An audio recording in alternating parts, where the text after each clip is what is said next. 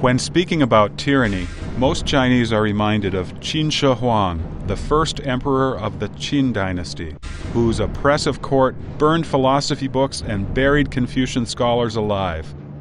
Qin Huang's harsh treatment of his people came from his policy of supporting his rule with all of the resources under heaven.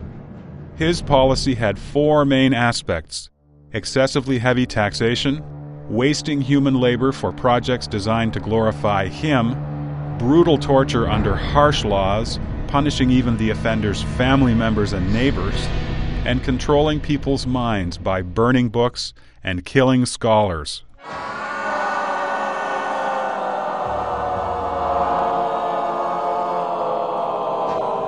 Today, the CCP's violence and abuse are even more severe than those of the tyrannical Qin Dynasty. Mao Zedong, the first CCP leader of the People's Republic of China, put it bluntly, saying, "What can Emperor Qin Huang brag about? He only killed 460 Confucian scholars, but we killed 46,000 intellectuals."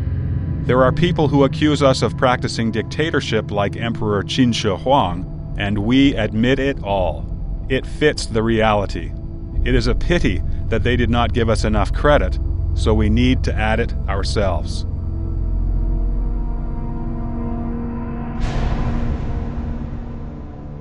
Let us take a look at China's arduous 55 years under the rule of the CCP.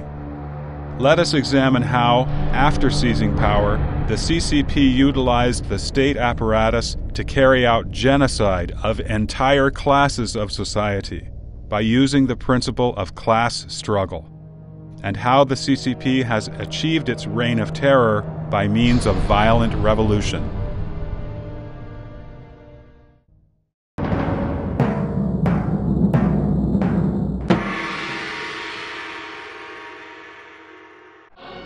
On October 1, 1949, Mao Zedong declared, standing on the rostrum of Tiananmen, that the CCP had seized power through violent revolution. Having suffered several decades of war, the Chinese people celebrated at this moment, thinking that the Chinese nation would move to prosperity thereafter. Throughout history, there have been political groups that committed mass murder in bloody wars in order to acquire power. But after their gaining power, large-scale killings usually came to an end, and people could live a normal life of peace and stability.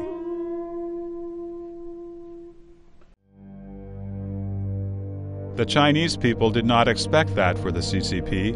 Seizing power was only the first step in the 10,000-mile march. What followed was the CCP evil spirits' tight possession of the country and people, manipulating and controlling people so as to maintain power while monopolizing and absorbing the wealth of society. Therefore, from the day that the CCP came to power, it started a series of organized and planned struggles, both internally and externally, such as the class struggle, the path struggle, and the ideological struggle, through which to systematically eliminate dissidents in various strata and groups on the one hand, and extend the party organization to the smallest unit of society on the other. The CCP not only annihilates people's physical bodies, but also destroys their spirits and suppresses all thoughts and beliefs that do not fit with the Communist Party. By forcing the people in the country to become obedient slaves of its tyrannical rule, the CCP attempts to reach its goal of absolute social control.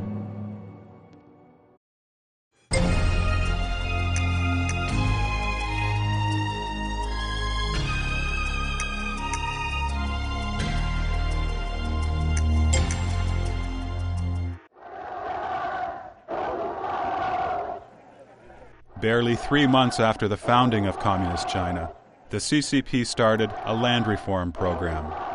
Rural residents were classified into different classes and categories, and over 20 million rural inhabitants nationwide were labeled landlords, rich peasants, reactionaries, or bad elements. These new outcasts faced discrimination, humiliation, and loss of all their civil rights. The party slogan, "Land to the Tiller," indulged the selfish side of the landless peasants, encouraged them to struggle with the landowners by whatever means, and to disregard the moral implications of their actions. With the goal of eliminating the landlord class during the land reform, nearly 100,000 landlords were killed.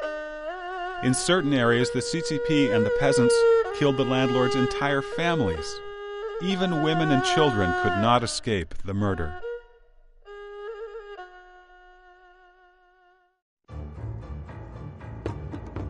Meanwhile, as the land reform extended its reach to remote areas and regions of ethnic minorities, the CCP's organizations also expanded quickly, establishing party committees and branches in every township and village.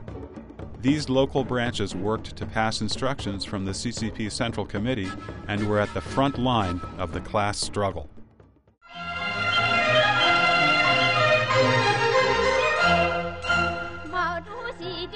During this period, the CCP launched its first wave of propaganda, declaring, "Chairman Mao is the great savior of the people, and that only the CCP can save China."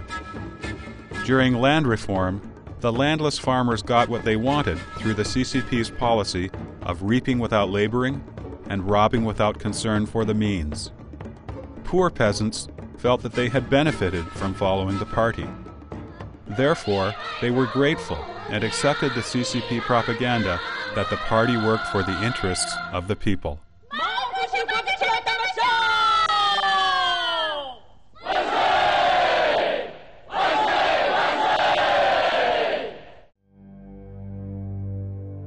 But the good days of land to the tiller were short-lived. In September of 1951, Mao Zedong proposed the first national meeting on cooperatives.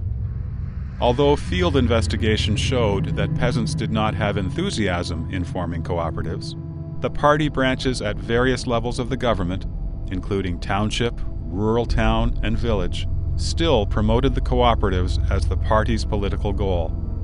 They imposed a number of practices on the peasants, such as mutual aid groups, primary cooperatives, advanced cooperatives, and people's communes. Using the slogan of criticizing women with bound feet, meaning those who are slow-paced, the CCP drove and pushed, year after year, urging peasants to dash into socialism. 乡亲们，咱们芳草地这2年的风风雨雨，给大伙儿擦亮了眼睛。不搞互助合作，就是死路一条啊！咱们贫下中农要按照毛主席的指示组织起来，奔社会主义，这才是一条金光大道啊！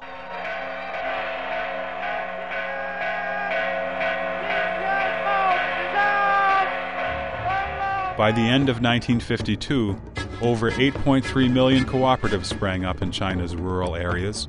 By the end of 1956, almost all peasants had joined cooperatives.